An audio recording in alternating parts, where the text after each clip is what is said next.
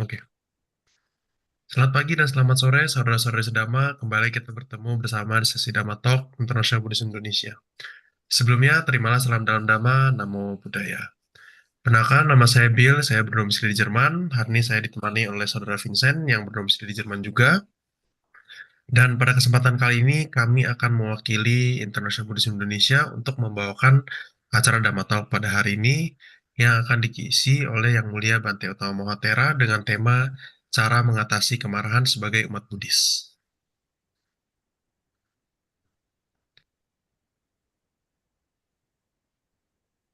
Sedikit mengenai Yang Mulia Bante Utama Mahatera, beliau ditahbiskan pada tanggal 27 Desember tahun 1986 di Wat Boworani Fest, Bangkok. Sebelumnya, marilah kita bersama-sama memberikan penghormatan kepada Bante. Okasa Wandami Bante.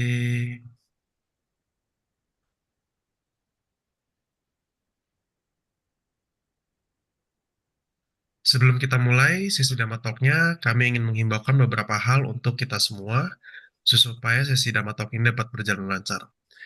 Yang pertama, kami harapkan selama sesi Dhamma Talk untuk tidak berbaring, tidak berbincang-bincang, dan tidak melakukan hal-hal yang dapat mengurangi konsentrasi terhadap acara yang sedang berlangsung, seperti main HP, makan, atau kesibukan lainnya. Kami himbaukan supaya kita semua duduk dan menjaga ketenangan supaya dapat memaksimalkan manfaat dan kabar baik dalam kesempatan hari ini.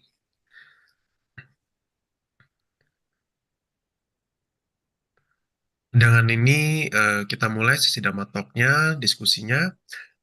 Kepada Bante Utamo, waktu dan tempat kami persilahkan. Baik, terima kasih kepada Saudara Bill yang sudah membuka acara dengan baik dalam acara kita bersama dengan Indonesian Buddhist International.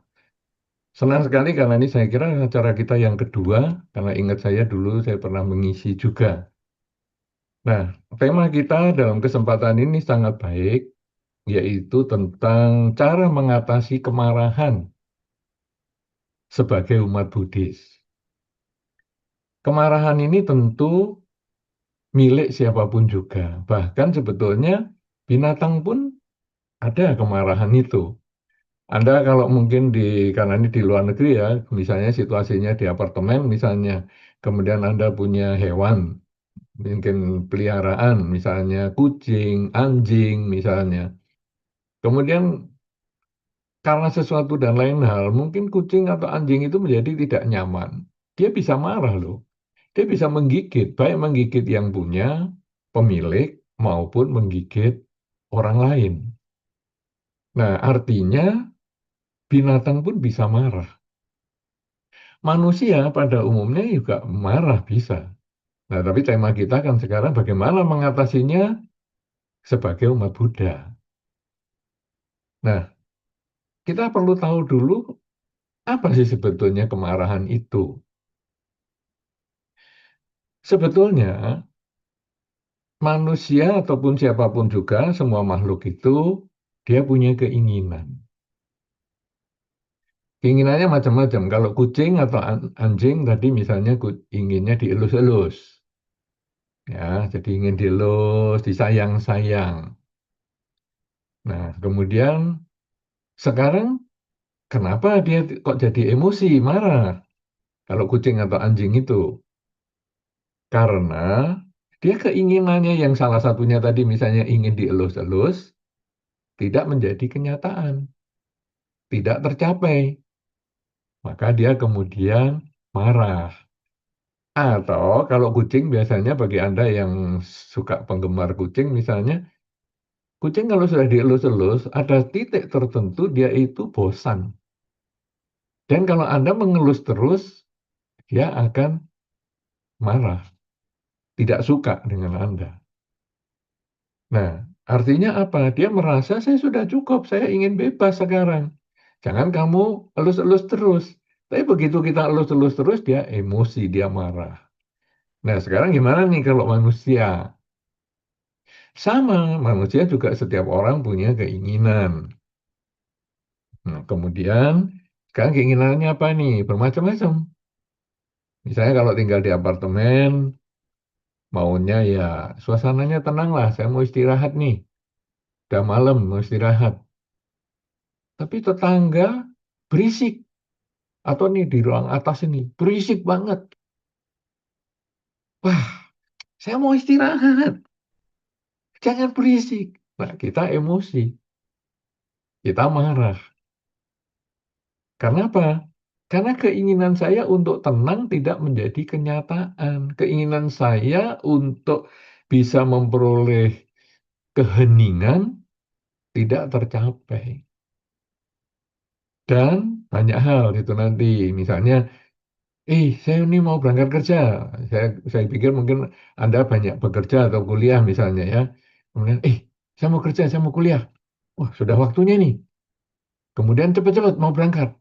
Ya, kendaraan, kalau kita punya kendaraan sendiri, kendaraannya rodanya kempes. Keinginan saya ingin menggunakan kendaraan saya. Tapi kenyataannya kendaraan rodanya kempes. Dan itu membuat saya marah sekali, saya menjadi emosi sekali. Kenapa ini kempes? Kempes nggak tepat waktu lagi.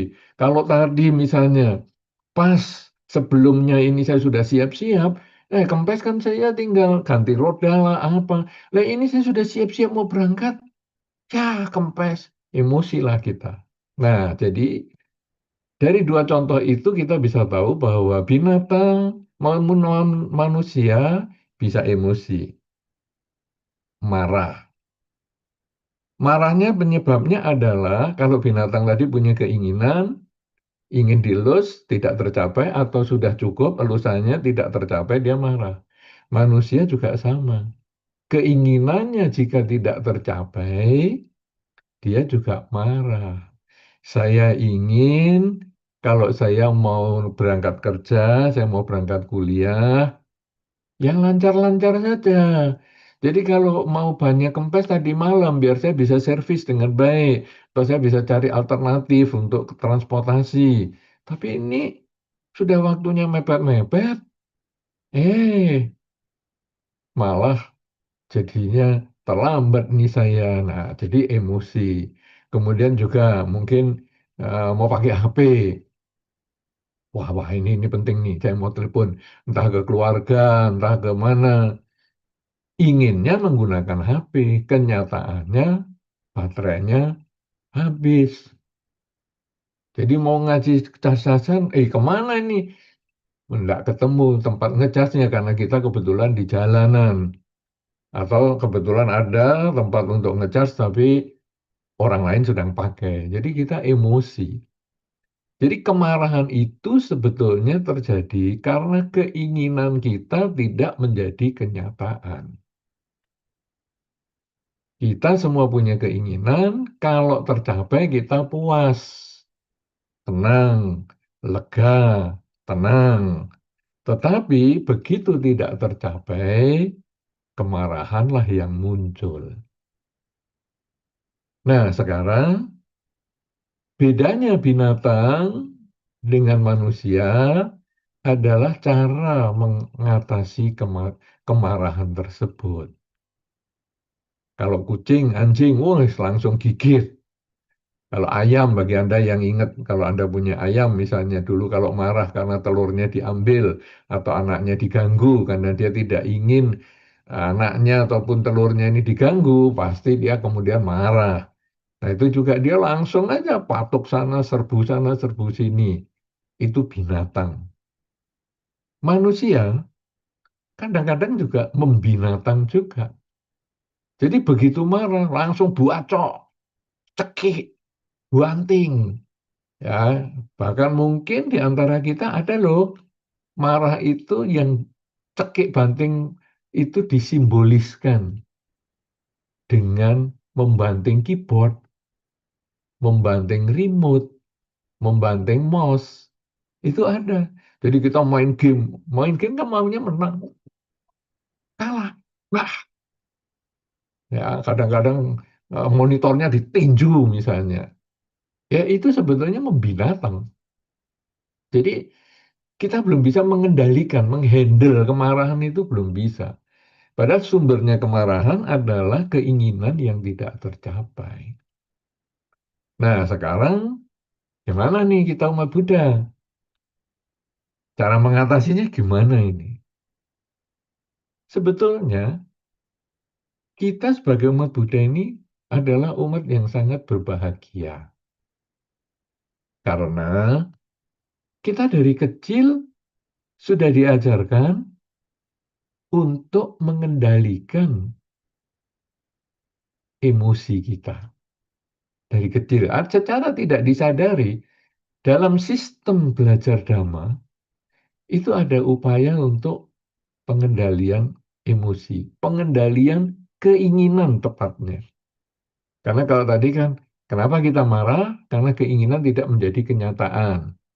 Ya, nah sekarang di dalam Dhamma ada sistem yang dibuat oleh Dhamma ini, ataupun di dalam ajaran Buddha ini ada sistemnya untuk kita bisa mengendalikan kemarahan, mengendalikan keinginan. Anda yang sekarang sudah dewasa, tentu tidak langsung dewasa seperti ini. Mungkin Anda mulai dari anak kecil. Dulu kalau Anda ingat anak kecil, apalagi mungkin Anda yang tinggal di Indonesia misalnya, atau tinggal di negara-negara Buddhis atau yang lain, Anda kalau diajak orang tua ke wihara, itu ada satu kebiasaan yang saya merasa itu selalu ada, yaitu kebiasaan berdana. Anda di sini boleh mengangguk kalau Anda pernah kecil diajarkan orang tua untuk berdana. Misalnya, nah ini sekolah minggu, nak. Ini saya titipin uang saku ya. Kamu nanti kalau ada lagu Dana Paramita, dimasukkan ke kantong dana. Apakah Anda begitu? Kalau Anda begitu, silahkan mengangguk dari peserta ini. Eh, hanya 3-4 orang ya? Oke. Ya, tapi oke, itu sudah diajarkan dari kecil seperti itu. Bagi Anda yang mengangguk, Anda wah happy sekali. Karena dari kecil orang tua Anda sudah mengikuti Dharma yang mengajarkan kita bagaimana nanti mengendalikan kemarahan itu. Nah, jadi dari kecil sudah kasih uang, nak nanti masukkan kotak dana, nak. Tinggal lagu, marilah kita berdana. Wah, langsung kotak dana. Bahkan kadang-kadang secara online ini pun sering loh ada kegiatan seperti itu. Saudara-saudara, inilah kesempatan untuk berdana kepada organisasi kita. Marilah kita bersama-sama menyanyikan lagu Dana Paramita. Itu juga ada. Secara online ini juga ada. Silakan, ini QR code-nya di sini. Silakan Anda berdana di situ. Itu bisa. Jadi dari kecil kita sudah masuk ke dalam pikiran kita ini lagu Dana Paramita, pokoknya nyari kantong duit yang liwat kotak dana lalu dimasukkan. Nah, kenapa bisa begitu? Kok bisa langsung pengendalian kemarahan? Karena Anda tentu tahu kalau dari kecil itu dikasih uang orang tua itu happy. Kasih orang tua, eh dikasih duit, besok beli mainan, besok beli permen karet, besok beli ini, beli itu. Wah, pikirannya sudah macam-macam. Tapi orang tua pesan, nak, didanakan loh, nak. Ya, didanakan. Nggak asik banget ini, didanakan. Ayo, ikut, Mamang. Ya sudah, terpaksa. Sebetulnya, itu ada kemarahan kecil, kekecewaan di situ. Karena apa? Karena kita sebagai anak merasa, ih, kalau tiap hari kebaktian saya dikasih duit, kalau saya kumpulkan, saya mau beli baju, saya mau beli mainan, saya mau beli ini, kan duitnya jadi banyak. Mama nggak asik nih, saya suruh berdana. Sudahlah. Dana. Itu sebetulnya mulai ada pengendalian kemarahan. Karena tidak jarang anak-anak, atau mungkin Anda dulu waktu kecil, nggak mau, pokoknya saya mau untuk beli. Bisa terjadi seperti itu. Tetapi kita ya sudahlah nurut aja sama mama kasih dana. Kemudian nanti hari-hari tertentu di wihara kebetulan ada seorang biku atau lebih dari seorang. Enak, kita beli dana makan, Bante. Setahu saya, entah si Anda, saya tidak tahu, nanti Anda boleh sharing pada waktu tanya jawab misalnya. Setahu saya orang dana makan itu selalu memberikan yang terbaik. Jadi keluarga ini sukanya apa? Nah, ini kalau pagi saya suka bubur ayam. Kita biasanya kalau sekeluarga pagi beli bubur ayam di warung itu. Nah, ini hari ini kita mau berdana. Jadi saya membelikan bubur ayam di warung itu. Nah, kemudian kita sebagai anak diajak orang tua beli di sana. Kemudian, loh Ma itu kenapa kok disendirikan buburnya? Ya itu mau didanakan ke Bante di wihara. Udah, lah itu kan bisa aku makan. Didanakan. Anak ini merasa, kok segitunya sih? Kan bisa untuk saya mau dua. Ya kamu kalau mau dua ya saya belikan dua, tapi kita beli lagi untuk Bantenya satu. Kenapa mesti seperti itu? Nah, jadi dari anak ini mulai dibiasakan. Ada keinginan yang tidak selalu harus menjadi kenyataan. Saya ingin, kadang-kadang malah saya ingin bubur ayam. Tapi malah mama membelikan bubur ayam ke bantenya malah di rumah enggak. Mama mengatakan, kita di rumah gampang belinya, kapan-kapan aja. Ini khusus untuk bantenya. Ya mama enggak asik. Gitulah pendidikan. Nah, jadi kemudian kita dibiasakan dari kecil dana paramita, kemudian mulai dewasa, atau mulai ya ada bantenya, kemudian kita berdana makan, kemudian nanti katina. Katina, nah ini masa puasa sudah mulai nak, ayo nabung. Kamu dari uang saku tiap hari dikasih berapa? Nabung 10% dari uang sakumu. Ya, mama tabung. Kenapa? Nanti 3 bulan setelah masa puasa ada yang disebut masa katina. Nanti tabunganmu danakan ke Bante ya. Wah, sayang dong. Ini duitnya banyak 3 bulan. Harus didanakan. Jadi anak ini kemudian kita belajar nabung 10%. Misalnya berapa? 100.000 dikasih mama 100.000 ya 10.000 ditabung ya 10.000 sayang banget tabung 10.000 tabung. Jadi merasa nggak nyaman ya tapi dipaksa nggak nyaman tapi dipaksa nggak nyaman tapi dipaksa nggak nyaman jadi dipaksa lama-lama kalau nggak nyaman dipaksa itu lama-lama jadi kebiasaan dan merasa ya biasa-biasa aja sehingga satu ketika nanti kalau karena sudah sering terjadi seperti itu waktu dana katina misalnya, wah duitnya kan jadi gede sekali nih 3 bulan. Waduh, sekian ratus ribu. Waduh, banyak sekali nih. Didanakan langsung ke wihara misalnya. Wah, tidak nyaman. Tapi karena itu menjadi kebiasaan, akhirnya 3 tahun kemudian, setelah tahun ketiga, malah dia mungkin ngomong sama mamanya, Mah, tahun ini aku sudah nabung banyak loh. Ayo kita berdana. Nyaman. Langsung keluar. Kemudian misalnya pergi ke wihara. Sudah langsung. Saya menyiapkan uang untuk dana paramita. Terus mulai kebaktian selesai, lu kok nggak ada dana paramita? Nggak enak nih udah. Kenapa? Karena kebiasaan. Sudah nggak enak.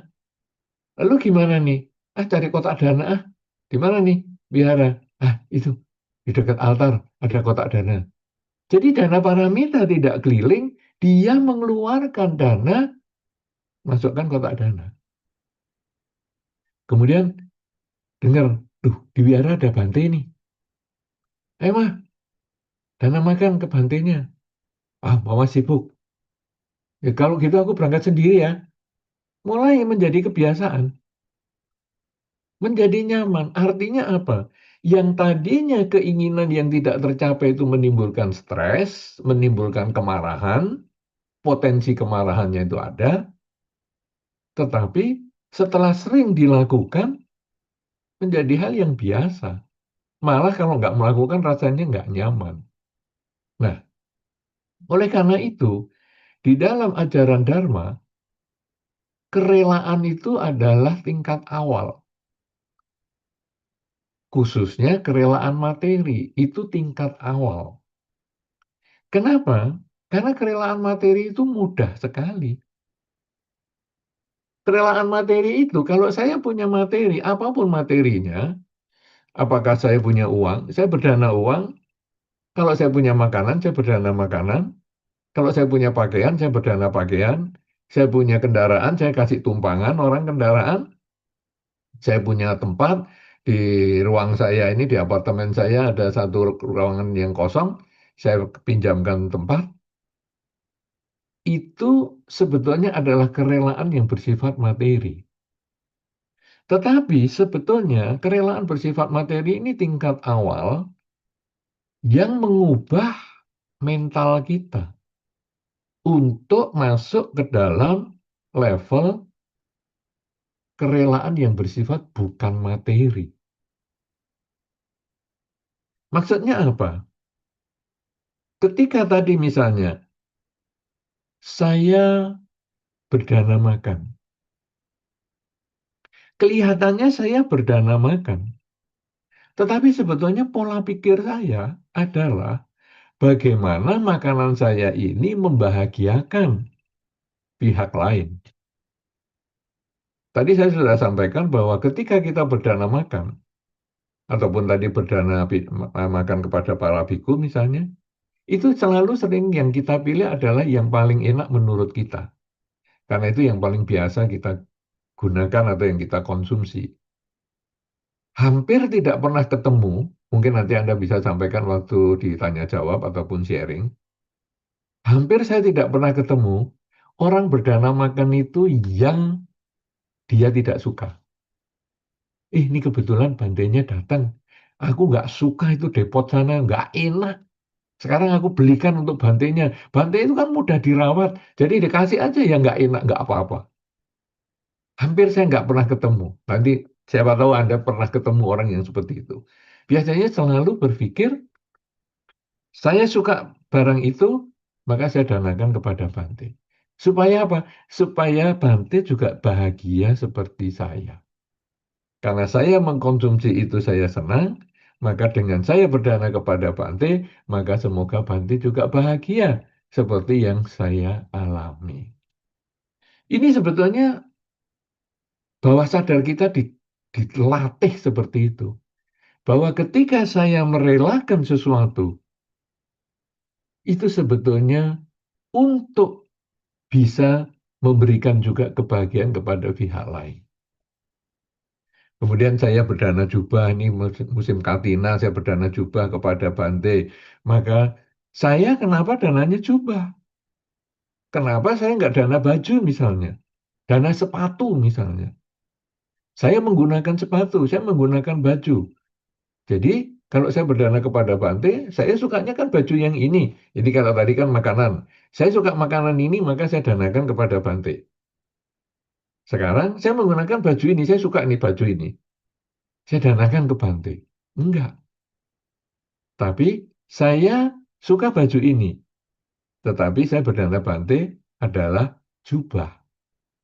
Kok beda jadinya? Karena konsepnya adalah apa yang saya berikan ini semoga bisa membahagiakan dia yang menerima. Karena kebahagiaan kamu si penerima menjadi kebahagiaan bagi saya. Ini beda sudah cara berpikirnya.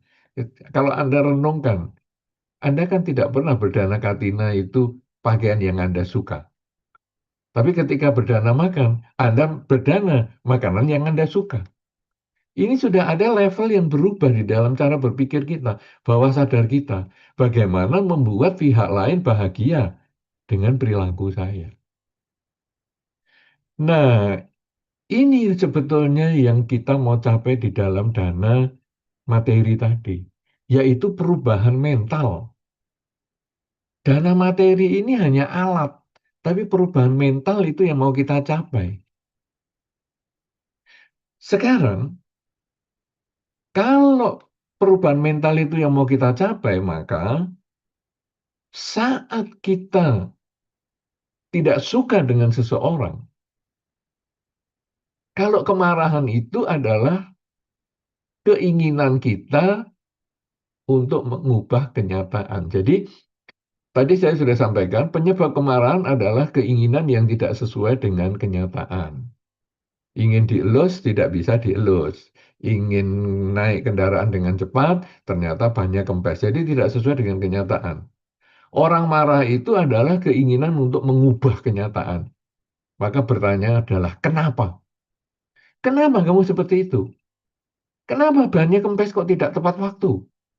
Kenapa kamu menghabiskan uang saya? Kenapa kamu mengatakan seperti itu? Kenapa? Kenapa? Kenapa?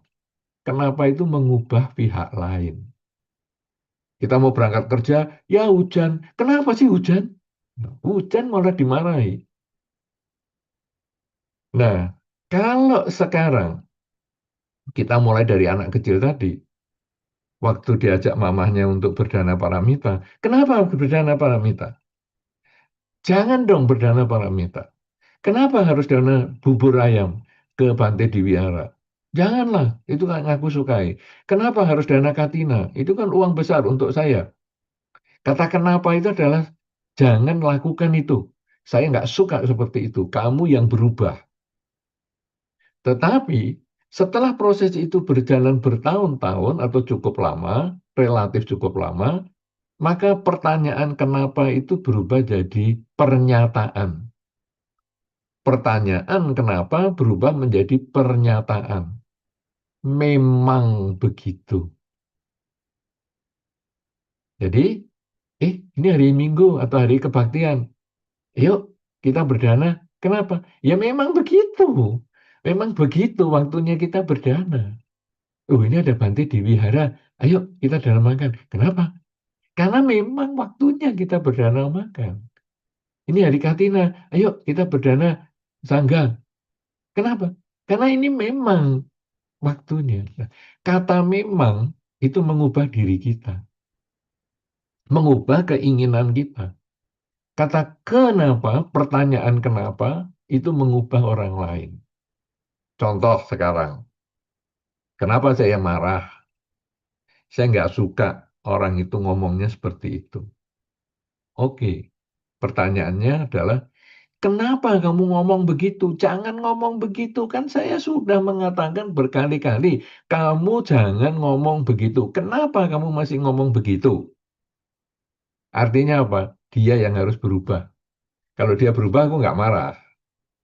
Kalau dia tidak berubah, aku marah terus. Karena aku sudah ngomong berkali-kali. Kamu kok tetap ngomong gitu? Kenapa kamu ngomong gitu? Ya, itu kasus pertama. Sekarang kasus kedua. Orang itu ngomongnya nggak enak juga. Tetap sama, kasar. Kita mengatakan, ya memanglah dia orangnya omongannya kasar. Selesai. Memang dia omongannya kasar. Apa artinya? Kita tidak bisa mengubah orang lain. Yang kita bisa ubah adalah sikap kita, harapan kita terhadap orang lain. Dia mau marah-marah, dia mau ngomong kasar, itu urusannya dia. Sekarang saya siap nggak? Kalau saya siap, ya saya mengatakan memang dia sukanya marah. Selesai. Dia juga nggak sakit hati karena kita nggak ngomong, kenapa sih kamu marah? Dari dulu kan kamu sudah saya kasih tahu omongannya jangan gitu-gitu. Kita sudah nggak ngomong itu lagi. Tapi kita ngomong, ya yes, memang kamu sukanya gitu sih, omongannya kasar. Ya kalau saya cocok, ya saya jalan terus sama kamu. Kalau saya nggak cocok, ya kita mengurangilah komunikasi. Tapi kita sudah tidak sakit hati, kita biasa-biasa aja. Kenapa? Karena memang kamu seperti itu. Loh, tapi ini kan teman kita. Di dalam drama kan dikatakan, kalau teman baik itu kan suka menunjukkan kekurangan teman seperti kita menunjukkan harta karun. Nah, saya kan sebetulnya sedang menunjukkan harta karun, dia jangan ngomong kasar. Menunjukkan harta karun itu bukan dengan emosi, tetapi dengan nasihat. Nasihat itu bagaimana? Nasihat itu mengubah pernyataan menjadi pertanyaan. Nah, ini kebalikan tadi. Kalau tadi pertanyaan diubah menjadi pernyataan. Kenapa kamu begini? Diubah menjadi pernyataan, memang kamu begini. Tetapi ketika kita menasihati seseorang, ubahlah pernyataan menjadi pertanyaan. Maksudnya gimana? Kita mengatakan, kamu memang omongannya kasar. Itu pernyataan. Kamu omongannya kasar. Itu pernyataan. Diubah menjadi pertanyaan. Bisa nggak kamu ngomong lebih halus? Bisa nggak kamu memilih kata-kata yang lebih lembut? Bisa nggak kamu menggunakan kata-kata atau nada suara yang lebih rendah? Itu adalah pertanyaan. Nah, dengan membuat pernyataan, kita tuh sebetulnya menganggap orang lain itu nggak benar. Itu harus dibengkeli, harus diproses.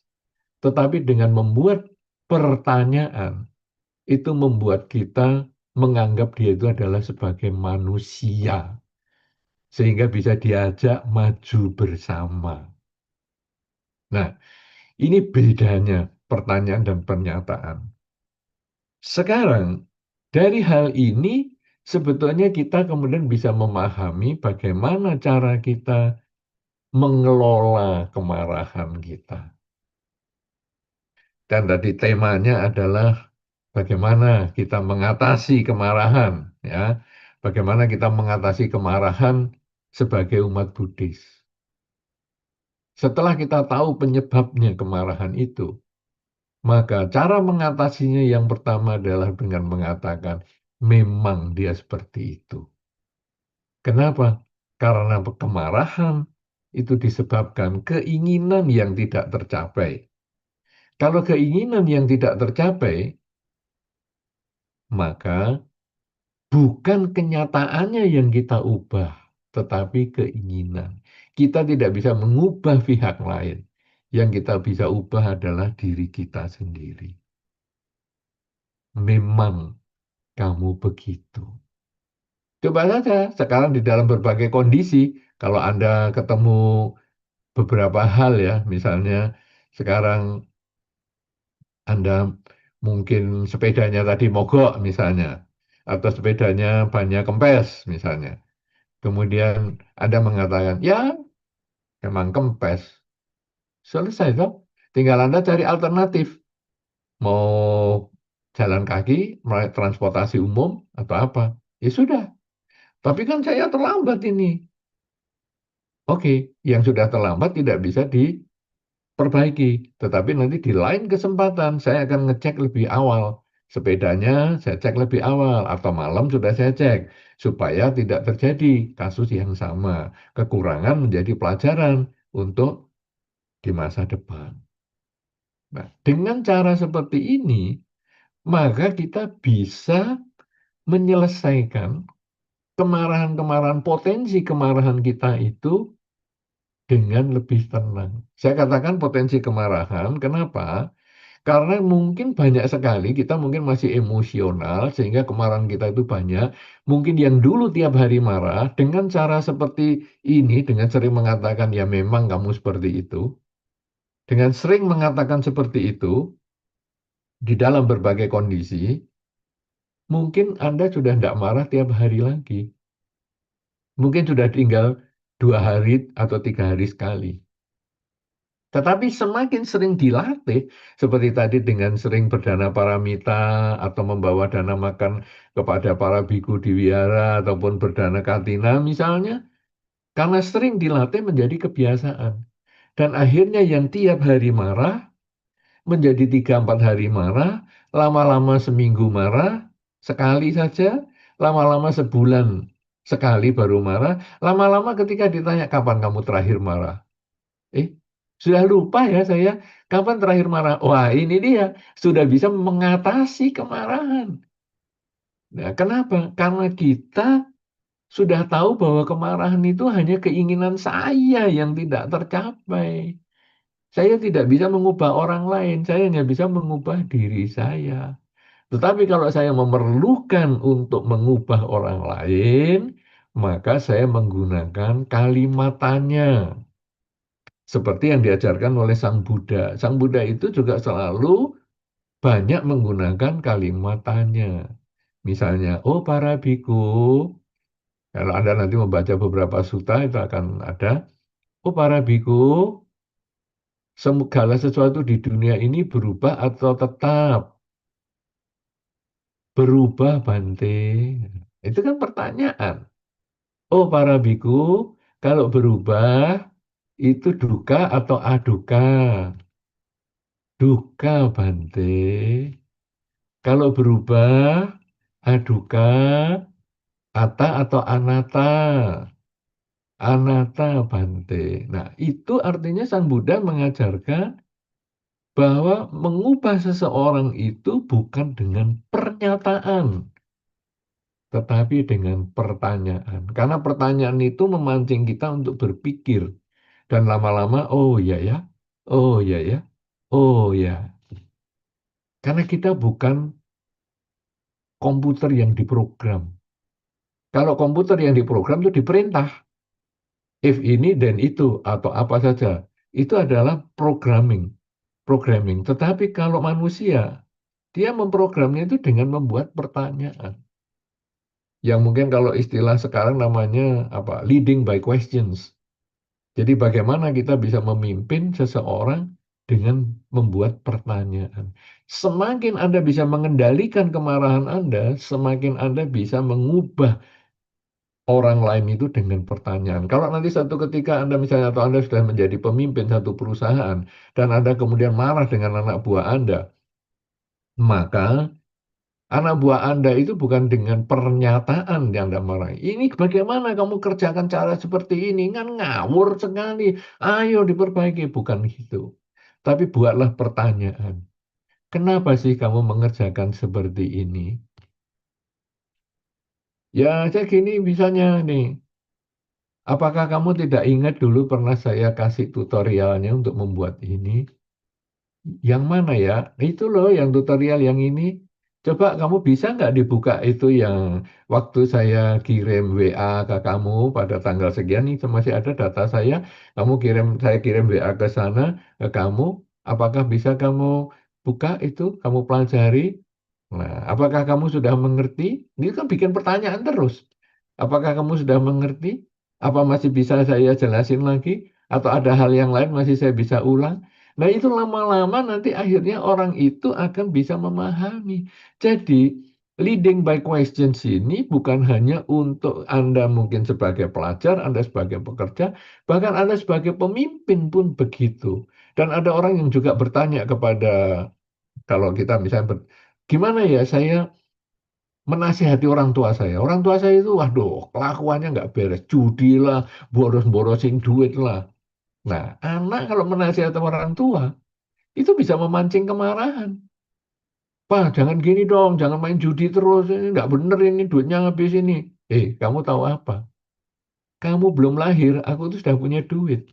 Kamu jangan macem-macem. Nah, kenapa? Karena kita bikin pernyataan.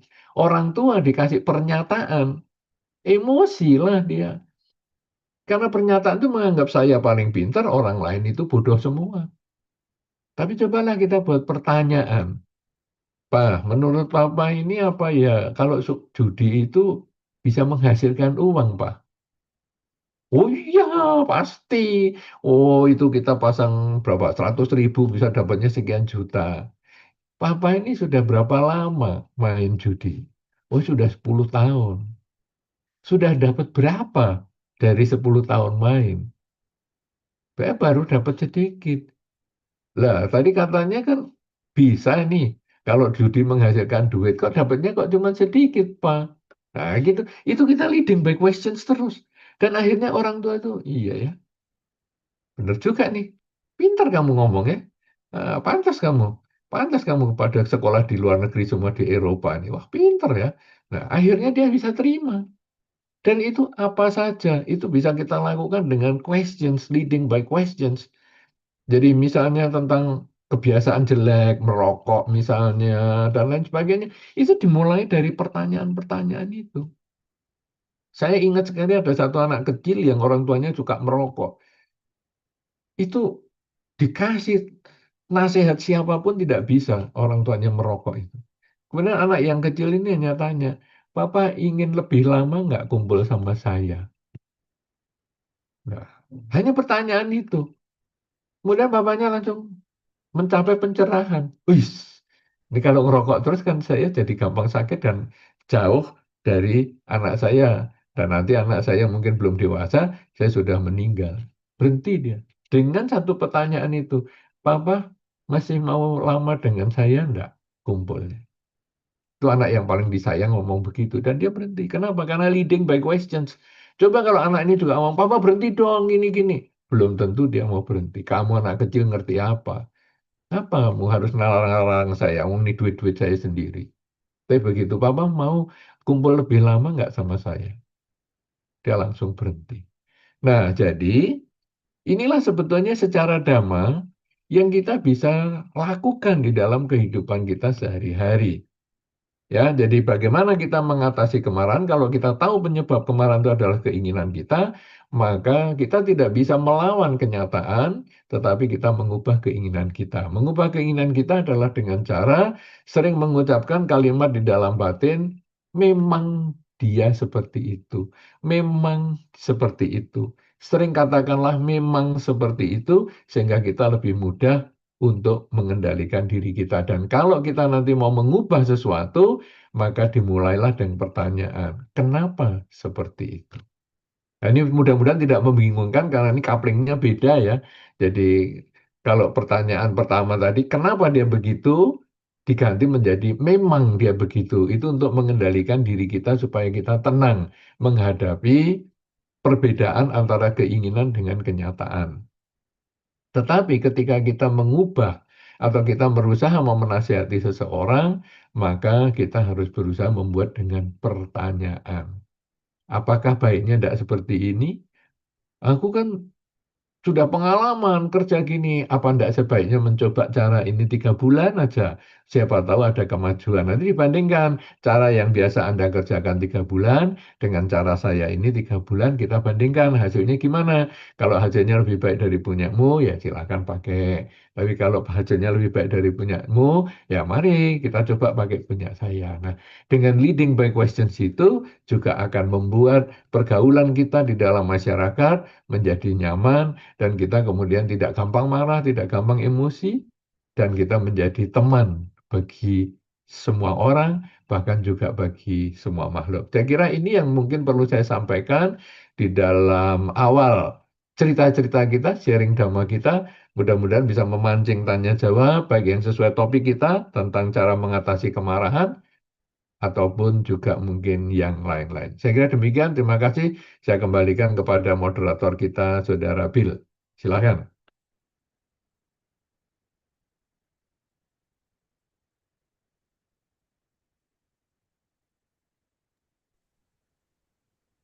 Mic-nya masih di mute, Bill. Terima kasih banyak Bante atas pembukaannya, atas pembawaan temanya. Sungguh sangat indah ya, sangat komprehensif. Selanjutnya kita akan lanjutkan dengan saya tanya jawab. Untuk sesi tanya jawab ada sedikit himbauan untuk saudara-saudara sekalian. Untuk yang ingin bertanya, kami harapkan supaya pertanyaannya diberikan sesuai dengan tema hari ini, supaya lebih bermanfaat ya. Dan untuk yang mau bertanya bisa pilih tombol raise hand, dipersilakan untuk on mic atau dapat juga mengetik pertanyaan di kolom chat. Dengan itu saya mulai sesi pertanyaan jawabnya. Yang ingin bertanya dipersilahkan.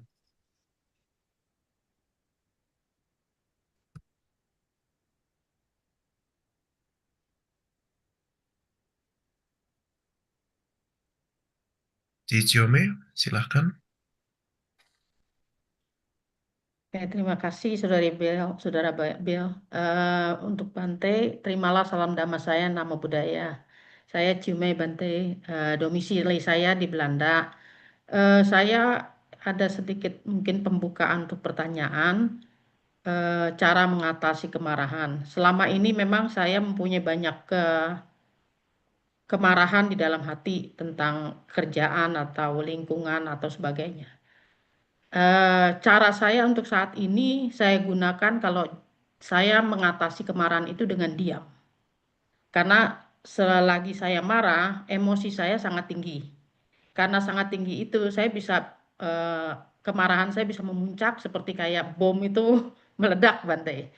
Jadi dengan mengatasi saya secara diam, saya menganalisa sendiri, menunggu 1 sampai 2 hari untuk meredakan emosi saya. Setelah 1 2 hari masih mungkin emosi saya masih tinggi, saya akan menggunakan waktu lagi untuk meredakan diri saya sendiri. Apakah dengan cara itu juga bisa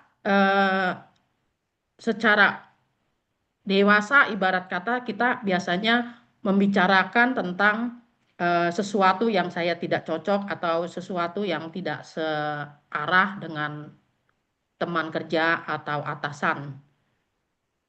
Namun setelah kemarahan saya turun, saya bicarakan dengan orang tersebut, tapi tetap orang tersebut tidak menerima apa yang alasan-alasan saya mengapa saya tidak menyukai atau tidak setuju dengan cara mereka. Eh, Namun secara terpaksa memang ada sedikit rasa kemarahan itu, jadi terpaksa saya harus menerima. Memang itu adalah suatu yang sangat mendalam di hati karena kesel, Bante. Namun dengan cara itu saya mulai fokus ke diri saya lagi untuk berdiam diri, bahkan kadang-kadang saya hanya baca parita di altar untuk meredakan kemarahan saya dan menerima apa adanya. Apakah dengan cara berdiam seperti itu juga bisa eh, ya sampai saat ini masih suka rasa marah itu ada di dalam hati, tapi belum 100% bisa keluar diselesaikan kemarahan itu. Apakah itu cara-cara juga benar, Bante, untuk di dalam Buddhis, di dalam ya eh, kepercayaan kita gitu, Bante. Terima kasih, Bante. Namo Baik, Buddhaya. terima kasih atas pertanyaannya yang bagus. Ini saya jawab langsung atau bagaimana, Saudara Bill? Iya, boleh langsung dijawab langsung saja, Bante. Oke, jadi diam itu bagus, ya. Jadi bukan sesuatu yang salah. Tadi malah saya lupa menyebutkan bahwa perlu diam itu juga baik. Jadi kita, walaupun marahnya luar biasa, kalau kita diam, itu tidak nyakiti siapapun juga, kecuali nyakiti diri sendiri. Karena Anda diam pasti jantung Anda tambah kenceng, hmm, kepala nyut-nyutan, tidur menjadi susah. Tapi orang lain santai. Kadang Anda malah jadi jengkel sama orang yang Anda mau marahi itu. Ah, aku sudah stresnya seperti ini sampai minum obat. Kamu santai-santai ketawa-ketawa di sana. Nah, itu kenapa? Karena diam tidak menyelesaikan masalah. Tapi itu sangat baik. Artinya apa? Kalau Anda mengeluarkan satu kata ketika Anda sedang marah, pasti kata-kata itu yang Anda pilih paling paling apa powerful ya untuk orang lain itu kalau bisa sekali mendengar kata-kata saya langsung pingsan orang yang nggak saya sukai itu. Nah, jadi begitu keluar kata-kata kita akan bermusuhan jangka panjang karena orang itu hanya ingat kebaikan seseorang yang lain itu tidak terlalu lama dibandingkan orang ingat kejelekan orang lain. Anda sendiri coba renungkan ini masing-masing di kita yang sekarang kumpul ini. Kita misalnya ingat si A yang kita nggak sukai. Lalu coba Anda ingat-ingat kebaikannya dia. Tidak gampang ingat itu. Biasanya kita langsung, si A itu memang jelek. Dia bukanya gini, ngomongnya gini, kelakuannya gini. Kan ada kebaikannya, ada. Tapi ya kecil sekali kebaikannya. Jadi kita lebih gampang ingat kejelekan orang dibandingkan kebaikan. Nah, tapi diem itu bagus. Walaupun kita sudah stres banget, tapi dengan diem, tidak memancing permusuhan sama orang. Nah, Anda sudah betul nunggu 1-2 hari. Sebetulnya nunggu 1-2 hari itu cukup lama ya. Nanti kalau Anda sudah sering berlatih dalam pengendalian diri, mungkin hanya beberapa menit atau beberapa detik Anda sudah bisa mengendalikan diri. Kadang-kadang kita, duh emosi banget, sebentar ya saya mau ke toilet dulu. Nah, kira-kira lihat, 1-2 menit sudah tenang. Itu nanti kan kita berlatih ya, karena dalam hidup kita ini kan latihan, latihan, latihan sehingga menjadi keterampilan. Mengendalikan kemarahan ataupun mengatasi kemarahan ini pun adalah keterampilan. Maka dimulai dari kecil tadi, dengan suka berdana, ya, berdana makan, berdana minuman, dan lain sebagainya. Itu adalah keterampilan, membuat kita, ya sudahlah, memang seperti itu. Nah, tapi kata-kata yang penting adalah dengan kata memang. Anda tadi mengatakan memang setelah stres maksimal. Terpaksa saya harus menerima lah, gimana lagi. Nah, itu memang. Memang dia seperti itu. Umumnya manusia juga seperti itu. Dia berkata memang setelah capek mengatakan kenapa. Misalnya apa ya? Misalnya HP yang rusak. Kenapa ini mau jadi ngomel terus sampai akhirnya kita sudah habis tenaga kita. Ya, memang HP-nya rusak.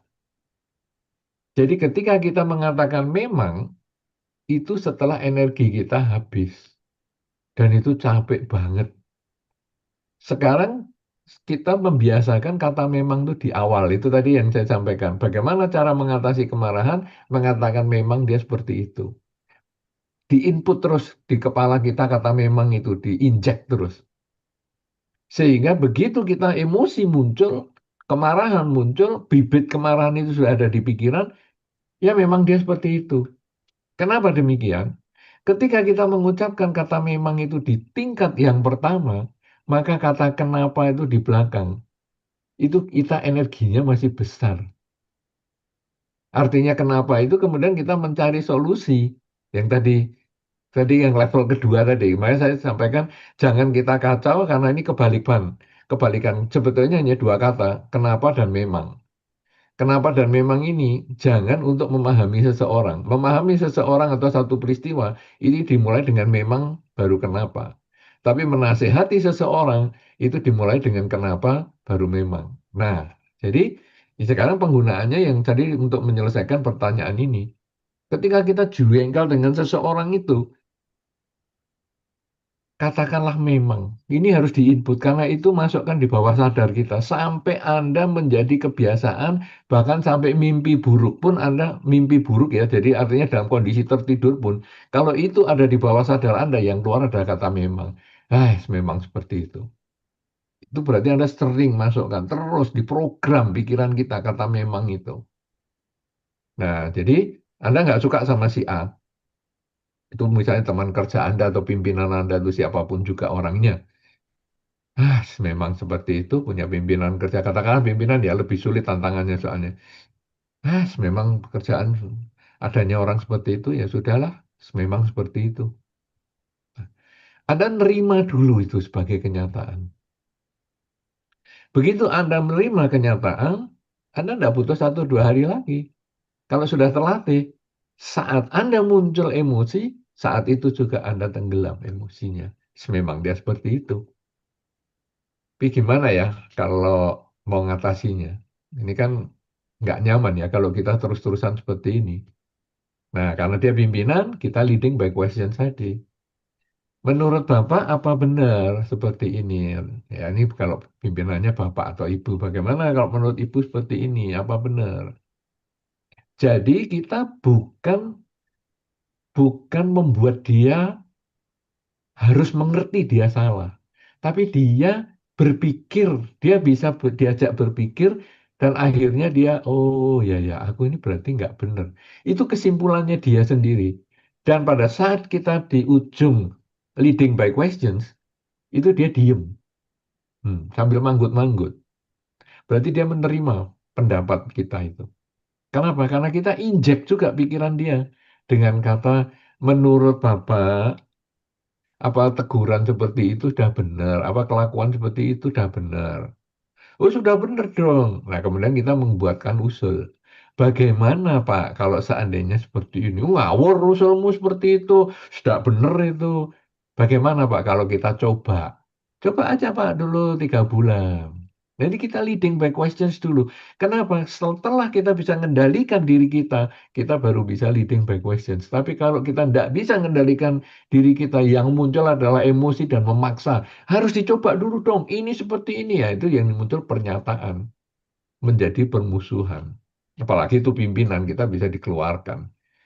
Nah, jadi diam itu betul. Nunggu 1-2 hari itu oke, itu karena Anda mau berdamai dengan diri Anda. Tetapi nanti dengan sering Anda mengatakan memang dia begitu, mudah-mudahan waktu tunggu Anda menjadi lebih pendek. Dan kalau waktu tunggu Anda menjadi lebih pendek, Anda akan lebih bisa cepat menyelesaikan masalah dengan leading by questions-nya. Tapi kalau sudah 2-3 hari atau seminggu kemudian Anda baru mau menyelesaikan masalah, kadang orang itu udah lupa. Yang mana ya yang kamu urus itu? Yang kemarin loh Pak, 3 hari yang lalu. Wah, aku sudah lupa. Nah, kenapa? Karena ada masa tundanya terlalu lama. Tapi tidak apa-apa, itu sudah bagus daripada tidak sama sekali, daripada langsung nyeplos. Sudah emosi langsung nyeplos. Nah, itu bermasalah banget. Begitu ya. Jadi Anda endingnya harus tetap menerima. Kenapa menerimanya dengan penuh kesakitan dulu, dengan menusuk menusuk tubuh Anda dengan pisau? Kenapa harus menerimanya dengan cara itu? Kenapa enggak Anda coba mulai menerimanya itu di awal ketika Anda masih sehat, Anda menerima, sehingga Anda tidak menerima pisau sama sekali, karena Anda kemudian bisa menyelesaikan kasus Anda, permasalahan Anda ini dengan leading by questions kepada siapapun Anda sedang ada benturan. Begitu, apakah bisa dimengerti atau cocok atau kurang? Ya bisa Bante, terima kasih Bante Anuhudana. Baik, silahkan. Ya, selanjutnya Bante sebelumnya ada pertanyaan dari saudari Foni, tapi sebelum itu untuk waktu sekarang mendekati pukul 5:30 sore, Bante. Kira-kira kita masih ada 2 pertanyaan sekarang. Kira-kira apakah waktunya masih ada, Bante? Kalau tidak bisa ditutup lebih awal sesi tanya jawabnya. Ini kan masih 30 menit, 37 menit, masih lama itu. Bisa Masih 3 bisa, Bante, berarti pertanyaan. ya. Iya, Berarti kalau begitu waktu dan tempat untuk saudari Foni kita persilahkan. Terima kasih. Nah, Namo Buddhaya Bante, selamat sore. Saya mau sedikit bertanya soal ini tadi dana makanan kan. Saya sering dana makanan. Kadang-kadang saya suka punya makanan, saya bawa ke wihara, belum tentu Bantenya suka. Sering begitu. Saya sering lihat, jadi saya sering dana, jadi saya perhatikan, oh Bantenya kayaknya nggak suka makan ayam goreng, masakan Thai juga biasa nggak suka. Padahal saya itu suka. Tapi kalau saya bawa ke biku Thai, mereka doyan. Nah, biku Indonesia nggak suka. Terus saya pikir, oh, saya perhatikan jadinya Bante. Oh, kalau saya bawa buah atau sayuran Bante kayaknya lebih suka. Lain kali saya bawa dessert aja, nggak usah capek-capek masak.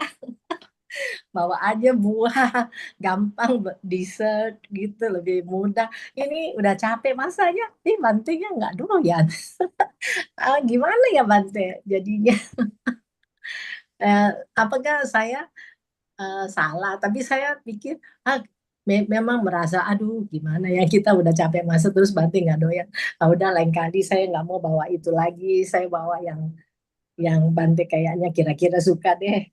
Kira-kira buah-buahan, sayuran. Kayaknya Bante nggak suka makan ayam atau daging gitu. Gimana Bante? Eh, Solusinya benar nggak saya kayak seperti itu? baik. Terima kasih Ibu Foni yang luar biasa ya. Iya, Jadi iya. Anda sebetulnya dasar berdananya sudah betul. Saya suka ini maka saya berdana. Termasuk saya masakkan, wow itu mantap banget, itu bagus banget. Ya usaha Anda sangat bagus. Nah sekarang bagaimana setelah saya persembahkan Bantenya kok nggak makan? Bante nggak makan belum tentu suka nggak suka. Itu itu kan sudut pandang dari ibu. Dari seorang biku belum tentu seperti itu. Kadang-kadang ketika seorang biku itu menerima dana makan, itu kadang dalam satu sesi itu makanannya banyak sekali.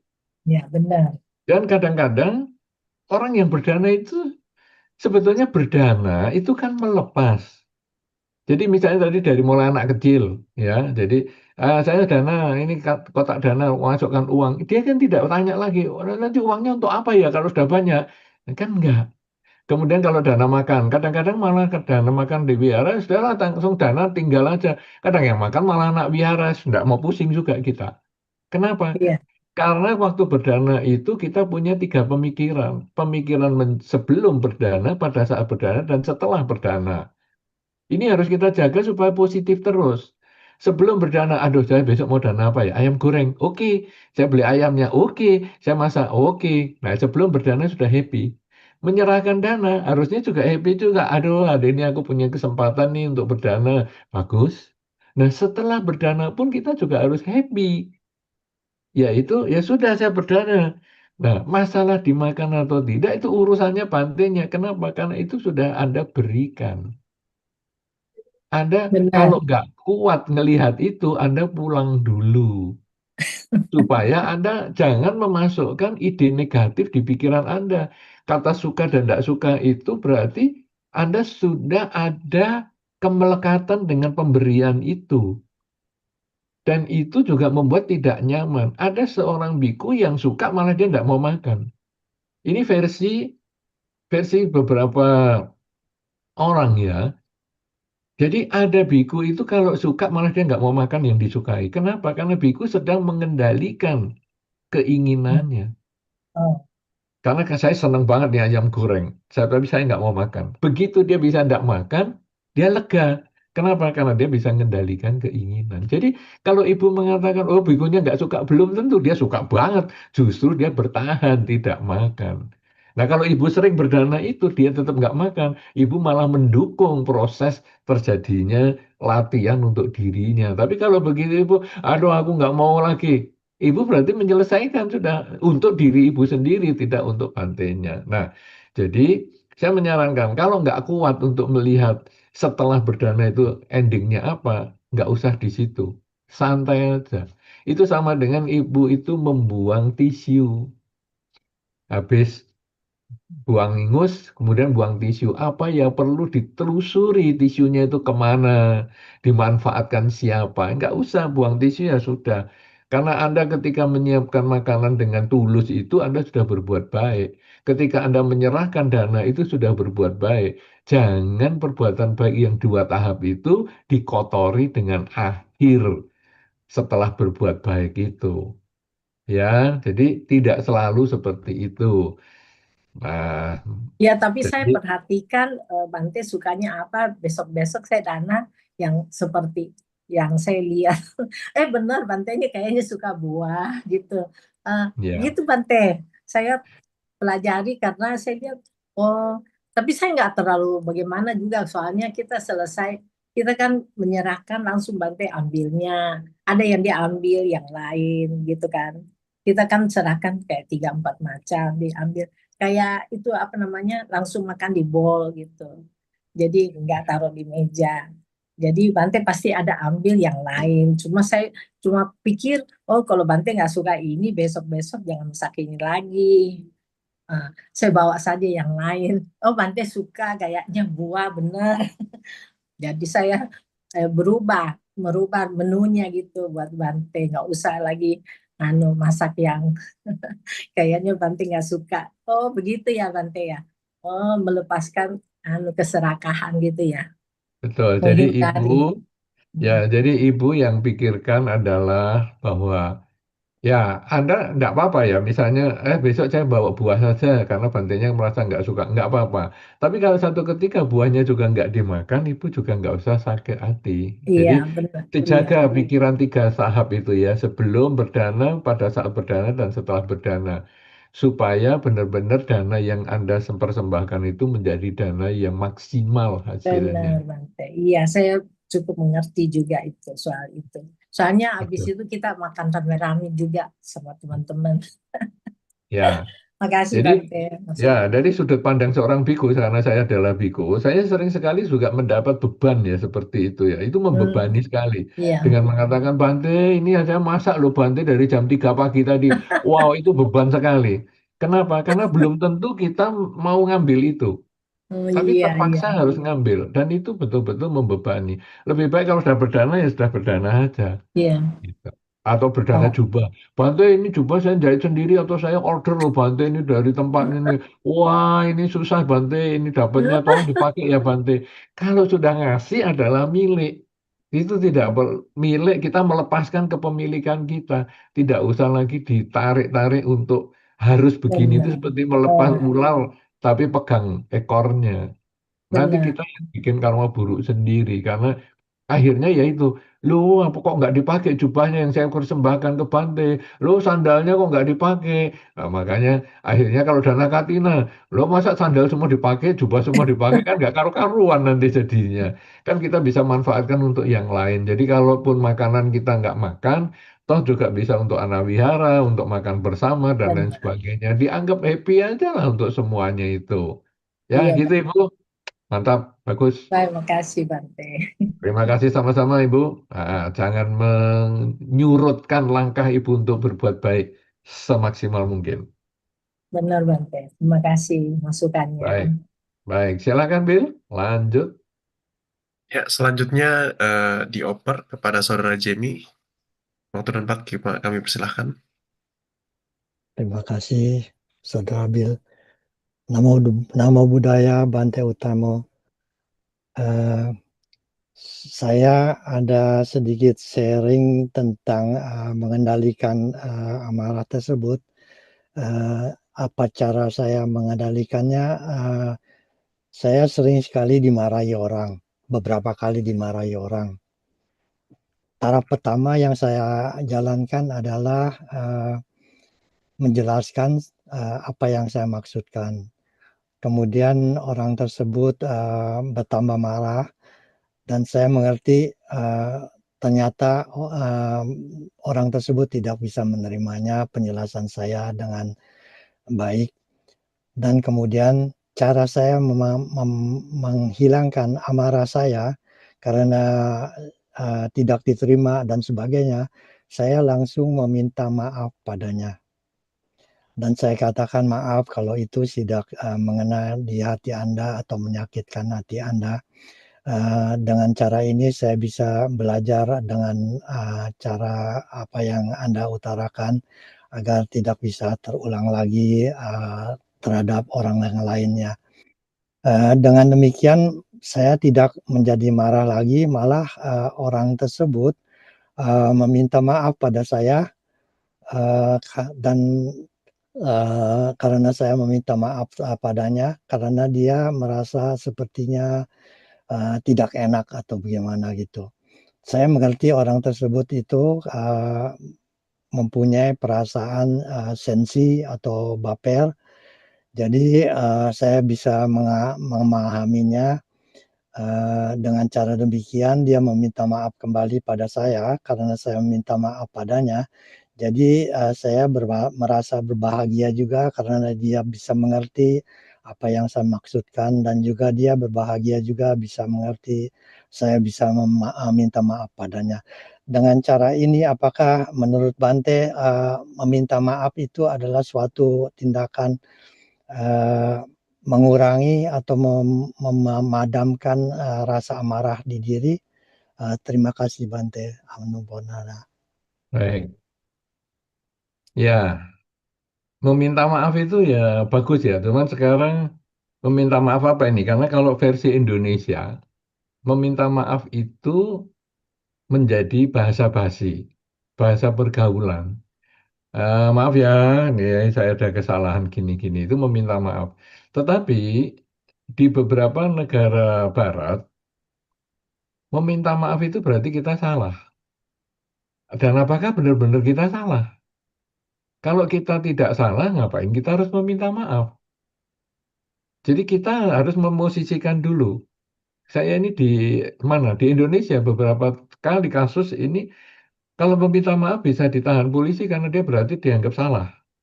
mengakui kesalahannya. Nah, jadi kalau kita memang salah, Anda sudah tepat meminta maaf. Karena namanya orang salah, yaitu kalau tidak minta maaf ya namanya nggak benar juga.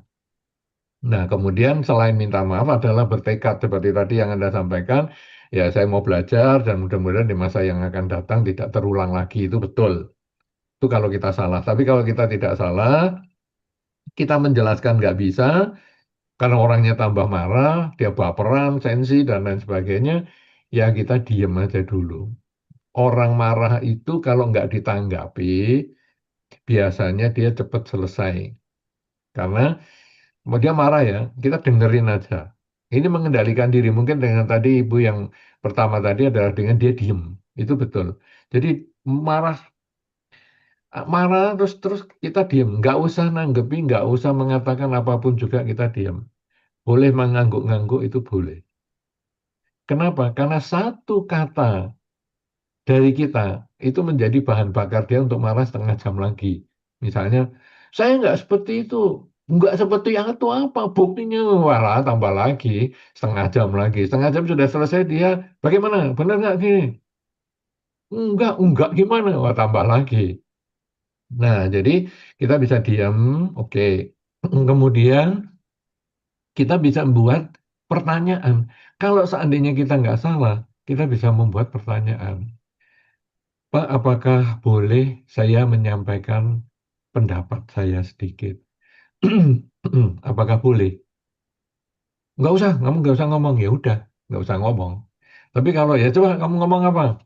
Begini Pak, apa Bapak kira-kira yakin yang Bapak sampaikan tadi memang sepenuhnya benar, atau mungkin sebagian benar, atau sama sekali nggak benar? Nah ini kan leading by questions.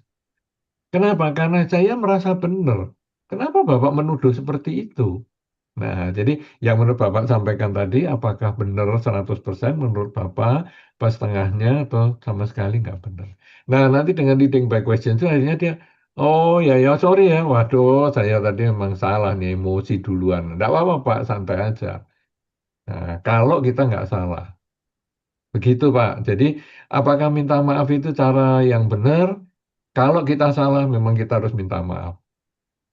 Tapi kalau kita nggak salah, belum tentu kita harus mengucapkan minta maaf. Tapi meluruskan pandangan kalau dia masih emosi, ya kita harus tunda dulu. Karena pembicaraan kalau di waktu yang tidak tepat, itu juga nggak ada gunanya. Orang emosi itu dia mau mengeluarkan omongannya. Dia tidak bisa memasukkan data sama sekali. Jadi ya kita tunggu sampai habis emosinya, omongannya sudah selesai, baru datanya yang kita masukkan. Dengan membuat pertanyaan. Iya, Begitu. begitu. Begitu Hmm. Bante, saya juga mengutarakannya demikian. Pernyataan dijadikan pertanyaan. Makanya begitu saya minta maaf, maka malah dia yang minta maaf sama saya. Jadi apa yang saya pernyataan itu saya balikan menjadi pertanyaan, rupanya dia berpikir kembali. Terima kasih Bante Anu Bodana. Bagus. Makasih Pak. Iya. Mudah-mudahan bisa tambah semangat. Ya, oke. Silakan, Saudara Selanjutnya, Bi. ya, selanjutnya untuk saudari Dia, kita persilahkan. Terima kasih Saudara Bill. Ya, Namo Buddhaya Bante. Nama saya Dia dari Jerman, tinggal di Jerman. Pertanyaan saya adalah, jika saya panik karena sesuatu hal, biasanya saya marah. Nah, setelah terkendali, biasanya saya akan menyesal berhari-hari, bahkan berminggu-minggu, sampai suami saya bilang, "It's okay, semuanya oke, jangan dipikir." Tapi saya terus, aduh kenapa saya marah, kenapa saya marah. Nah, bagaimana cara saya mengatasi hal tersebut, Bante? Terima kasih. Baik. Memang banyak orang yang kalau panik nggak bisa menyelesaikan masalah, dia marah. Marahnya sebetulnya sama dirinya sendiri. Jadi bukan sama orang lain. Misalnya HP-nya rusak, aduh HP-nya rusak padahal mau telepon ini. Wah, wah, wah, wah. Marahnya sebetulnya sama diri sendiri. Tapi sayangnya orang di sekitar kadang-kadang mau tahu atau mau membantu, mau apa. Nah, jadi dapat saluran kemarahannya ke pihak lain. Jadi artinya sebetulnya pada waktu panik itu ibu tidak bisa membedakan sasaran kemarahan. Sasarannya sebetulnya diri sendiri yang tidak mampu mengatasi kenyataan. Panik itu karena kenyataan dan keinginannya yang tidak sinkron juga, yang tidak sama juga. Nah, kemudian mestinya kemarahannya pada diri sendiri, tetapi dialirkan ke orang lain. Nah, kalau sudah begitu, kita harus sadari dulu couplingnya ini. Bahwa kalau ada orang lain tanya, saya kalau baru panik ya, kamu jangan ngomong apa-apa. Dah, kamu diam aja. Nah, itu kalau suami misalnya, kamu jangan ngomong apa-apa, kamu diam aja. Karena nanti begitu paniknya sudah reda, marahnya juga pasti berhenti. Dan tidak ada lagi. Makanya ibu jadi nyesel. Kenapa saya tadi ngomong gitu? Kamu sih gara-gara. Malah kita nyalakan orang lain lagi. Kamu sih gara-gara. Aku baru panik. Malah kamu tanya ini, tanya itu. Ya jelas aku emosi dong. Nah, jadi ibu kasih pengumuman aja kepada orang di sekitar yang biasanya ketemu ibu sedang panik itu. Saya kalau panik itu nggak butuh siapa-siapa. Kamu diem aja, nggak usah tanya, nggak usah apa. Beri waktu saya sendirian. Nah, sayangnya kadang-kadang panik itu butuh orang lain. Kadang kita HP ini gimana nggak bisa hidup, ayo nak sini nak ini. Kamu ini lama sekali nggak bisa ngerjakan. Nah, makin panik orang lain yang diomelin. Nah, ini ibu yang benar-benar harus mengendalikan diri, tahu couplingnya. Bahwa saya sebetulnya emosi saya sendiri. Lah gimana nih sekarang caranya? Kalau gitu perlu narik nafas agak panjang dulu, kira-kira 5 tarikan nafas. Jadi waktu panik, tarik 5 nafas, tarikan nafas. Nafas panjang dulu, agak tenang, 5 kali. Dah, baru mulai. Aduh, tadi HP-nya gimana nih? Ya, rusak. Minta tolong siapa ya? Minta tolong suami ya, coba. Nah, jadi, coba ini, tolong dibantu. Bentar. Nah, oke, karena kita sudah 5 tarikan nafas, kita lebih tenang. Tapi kalau enggak, sudah 5 tarikan nafas, kita masih emosi lagi. Lama sekali sih kamu. Sini ini sudah penting banget, ini sudah saya mau telepon. Kamu malah ini, itu lah. Itu sebetulnya efek samping dari diri kita. Mau marah dengan diri kita, tapi nggak bisa. Jadi orang lain yang dikenakan. Makanya pasangan hidup tahu, ya sudahlah santai aja, nggak apa-apa, kamu nggak apa-apa. Kenapa? Dia mungkin memahami bahwa ibu sebetulnya ketika panik maunya marah pada diri sendiri, tapi kemudian orang lain yang dijadikan sasaran, orang-orang yang di sekitar. Itu sama dengan kalau kita mau pergi ke satu acara, kalau Anda naik kendaraan ya, ada lampu merah. Sebetulnya lampu merah itu ya biasa-biasa aja. Ya setiap hari ya seperti itu karena kita lewatnya di situ. Apalagi kalau misalnya lampu merahnya kayak ada countdown-nya itu. Ya, 60, 59, ya 58 dan seterusnya. Itu ya tiap hari ya seperti itu, biasa. Tapi kalau ibu baru panik karena waduh ini mau terlambat nih, sudah mau ke biara dan lain sebagainya. Itu rasanya 60, 59 itu lambat sekali. Dan lahirnya jadi emosi. Ah, apa sih lampu merah lagi, dasar. Ibu mengendalikan diri dulu dengan mengatakan, tarik nafas dulu, 5 tarikan nafas panjang. Nah, dengan seperti itu, batin kemudian menjadi lebih tenang. Dan akhirnya, ya ini kan biasa, tiap hari saya lewat sini ya lampu merahnya 60 detik. Kenapa hari ini saya emosi? Oh, ini karena saya panik ya. Panik attack itu itu sebetulnya ada disordernya loh ya, panic attack itu. Jadi disorder kalau orang lain kemudian ya biasanya secara non Buddhis itu akan minum obat, tapi kalau kita secara Buddhis ya kita berhenti sebentar, kemudian menenangkan pikiran dengan mengamati nafas kita, 5 tarikan nafas panjang aja. Ya, apalagi kalau ibu sering latihan meditasi pagi bangun tidur dan malam mau tidur, mungkin akan sangat membantu untuk mengatasi panik attack-nya ini. Nanti bertahap itu ibu karena berlatih, karena ibu sudah punya panik attack ini mungkin sudah sekian puluh tahun seusia ibu. Nah, untuk memperbaiki tentu butuh waktu. Ya tidak bisa langsung, saya ikut meditasi 2 minggu kok belum bisa ngatasi. Butuh waktu yang lebih sabar, relatif agak lama, supaya bisa menyelesaikan ini setahap-setahap. Jadi dulu saya tiap kali panik, emosi. Sekarang saya kalau panik, ya tidak terlalu seemosi dulu lah. Itu berarti sudah ada kemajuan. Ya, untuk berubah sama sekali agak sulit, tapi memperbaiki masih bisa. Selama ibu selalu sadar, loh ini kan saya sebetulnya marah dengan diri saya sendiri. Kenapa saya jadi marahi suami, marahi orang di sekitar saya? Itu yang membuat ibu nyesel kan itu. Jadi, dah aku kok jadi marahi dia, kan dia kan nggak salah. Dia kan bener dia tanya begitu. Nah, malah nyesel kan. Nah, kalau nyesel berarti apa? Jangan mengulang di masa depan. Kalau jangan mengulang di masa depan gimana? Sadari ketika panik. Nyadarinya gimana? Tarik nafas 5 tarikan itu. Nanti kan lama-lama bisa diperbaiki. Begitu ya Ibu. Butuh Ya, waktu Ibu. Butuh waktu. Tapi jangan jangan jangan menyerah. Jangan putus asa. Selama kita mau belajar, kita pasti bisa. Gitu ya Ibu.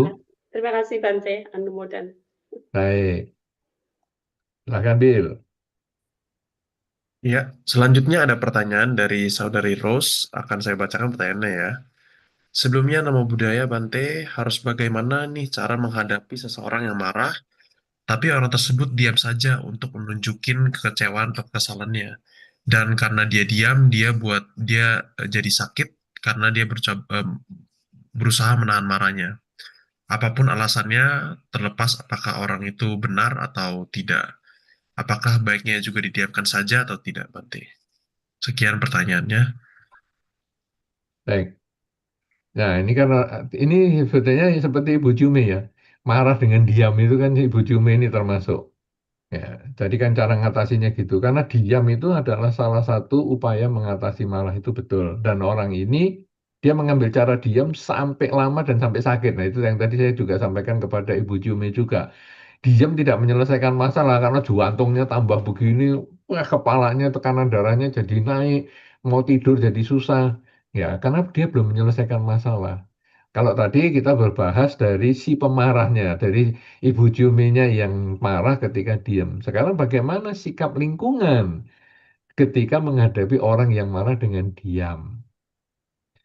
Nah, ini yang butuh kebijaksanaan.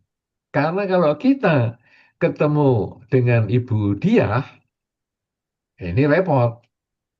Dia marah karena panic attack.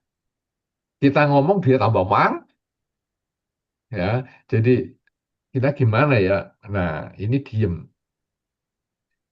Apa yang harus kita lakukan? Kalau orang itu diem, kita kasih waktu untuk diem. Jangan terus ngapain kamu diem. Jangan suka diem gitu. Kamu ada apa? Kalau marah, kalau ada apa-apa ngomong dong, ngomong. Sebetulnya orang itu marah karena di kantor ada temen yang menjengkelkan. Ini mungkin mungkin mirip Ibu Jume, ini kasus semacam itu ya. Di kantor ada teman menjengkelkan, dia marah, dia diem. Di rumah juga dia diem karena dia tahu nanti kalau saya banyak ngomong di rumah meledak ini. Jadi saya diem. Tapi orang di sekitarnya ngomong, ngapain kamu diem aja? Dari tadi pulang kerja kamu kok diem aja?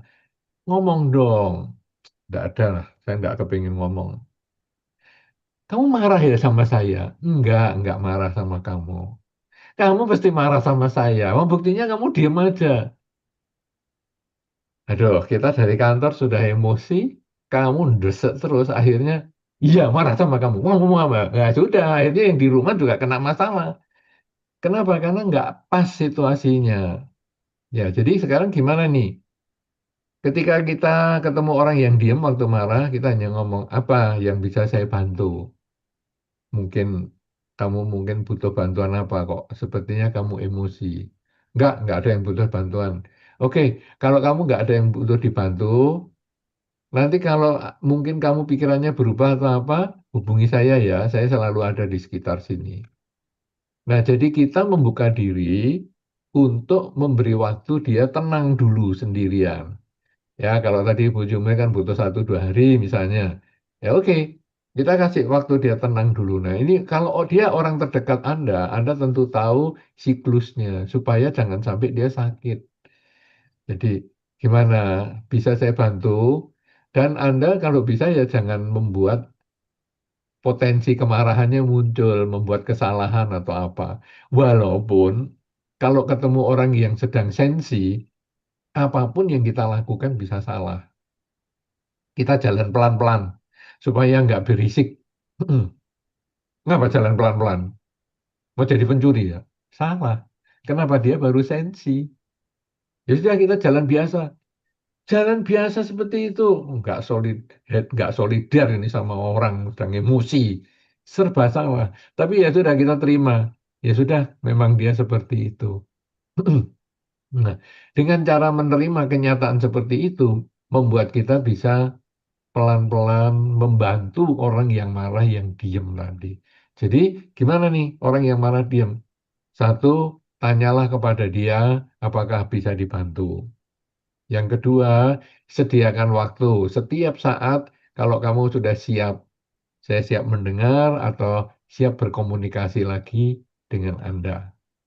Atau nanti Anda bisa diskusi dengan Ibu Jume, kalau kebetulan dia marah, lalu diem, apa yang dia lakukan kalau terhadap lingkungannya? Mungkin karena nanti begitu sudah tenang, kan dia ngobrol lagi sama lingkungannya. Tapi selama masih bawanya beban di sini, ya pasti diem aja, diajak ngomong juga emosi jadinya. Semacam itu. Jadi sangat situasional, tidak bisa dibuat pasti jawabnya seperti ini, tidak bisa. Orang kalau sedang diem diajak ngomong terus, nggak bisa.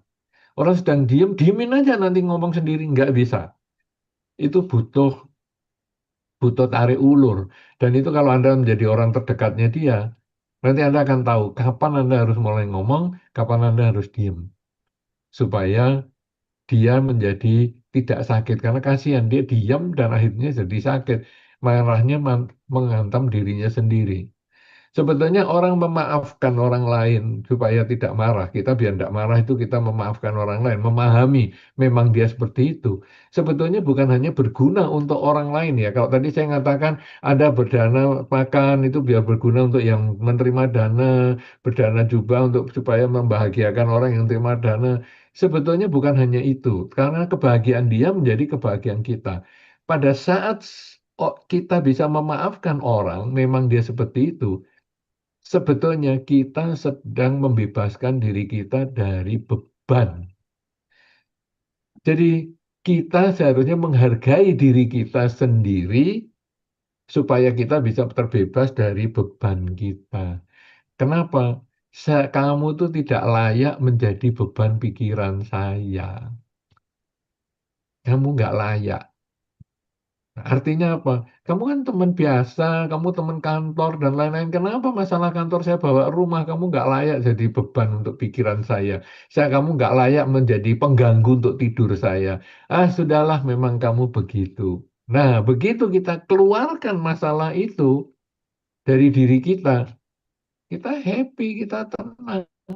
Karena apa? Karena kita kembali pada diri kita, tidak mengizinkan pihak lain masuk ke dalam batin kita.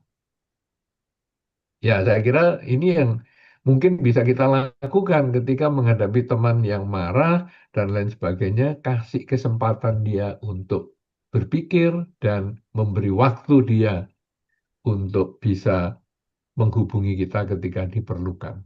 Dan itu sangat situasional. Bisa berubah setiap saat. Cara yang Anda gunakan hari ini bisa berbeda dengan ketika dia marah di kesempatan yang berbeda. Butuh sensitivitas untuk menyelesaikan ini. Saya kira demikian. Saya kembalikan kepada Saudara Bill. Terima kasih. Terima kasih atas penjelasannya, Bante. Saudari Rose, bagaimana? Apakah kira-kira terjawab? Terjawab ya tampaknya. Terima kasih. Kebetulan waktu juga sudah mau habis sebentar lagi untuk sesi tanya jawabnya dan juga tidak ada pertanyaan lagi. Dengan ini saya tutup sesi tanya jawab dan kita lanjutkan untuk susunan acara selanjutnya.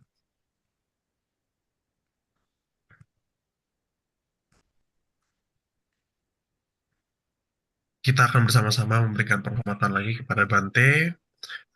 Okasa Wandami Bante. Abhiwadana silisa nica muda pacayino cataro dhamma wadanti Ayu Wano Sukang Paklang.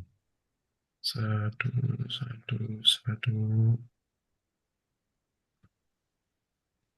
Selanjutnya akan kita lanjutkan dengan sesi foto bersama. Untuk sesi foto bersama akan dipimpin oleh Saudara Vincent. Waktu dan tempat saya persilahkan. Baik, terima kasih Saudara Bill.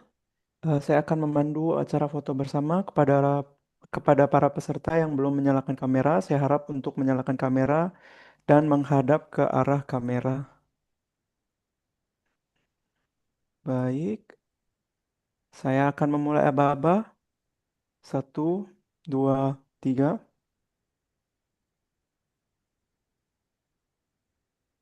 Sekali lagi, 1, 2, 3.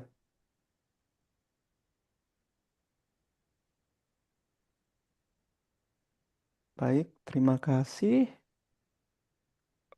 Waktu dan tempat saya persilahkan kembali kepada Saudara Bill.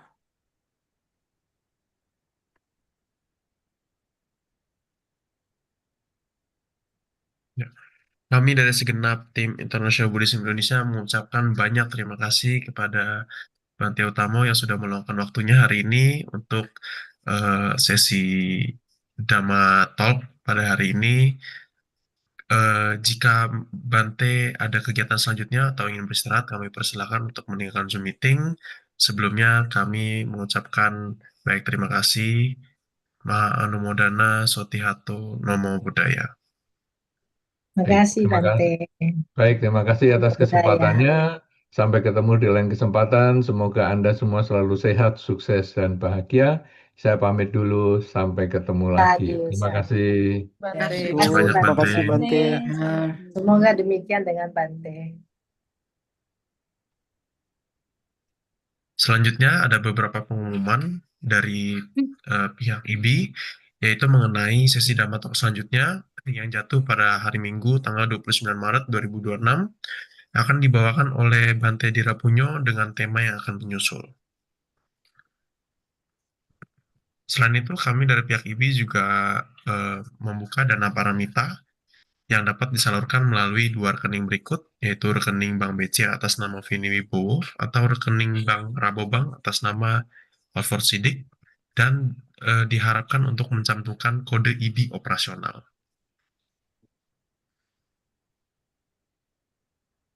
Untuk penggalangan dana lainnya, kami juga menyelenggarakan untuk penggalangan dana plakat emas senilai 39 euro yang akan dipasang di Wihara Wat Metaparami Dortmund dan diharapkan untuk mencantumkan kode plakat emas dan nama yang akan ditulis di plakat. Kami juga menggalangkan dana untuk pembelian baju seragam untuk 9 orang siswi yang akan memasuki jenjang SMK yang berdomisili di Singkawang, Kalimantan. Dana yang diterima akan dikumpulkan dan dibelanjakan seragam setiap kenaikan kelas dari masing-masing siswi. Dapat disalurkan melalui dua rekening berikut dan dicantumkan dana sosial.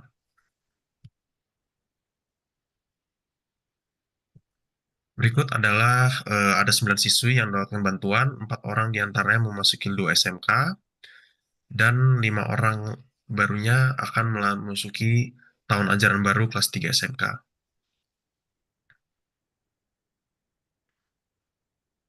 Berikut adalah siswi-siswi yang akan memasuki kelas 3 SMK atau tahun ajaran terakhir. Untuk keterangan atau pertanyaan lebih lanjut dapat menghubungi nomor berikut.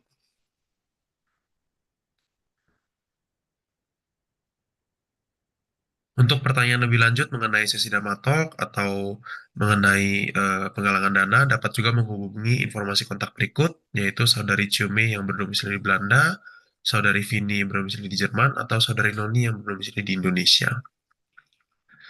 Atau dapat juga menghubungi sosial media IBI yang ada di Instagram, Facebook, YouTube, atau via email. Sekian sesi Dhamma Talk IBI pada hari Minggu ini. Kami berterima kasih atas saudara-saudari yang telah meluangkan waktunya. Semoga dapat bermanfaat bagi kita semua dan sampai jumpa di sesi Dhamma Talk selanjutnya. Terima kasih. Namo Buddhaya. Thank you, Namo Buddhaya. Namo Buddhaya. Kasih ya.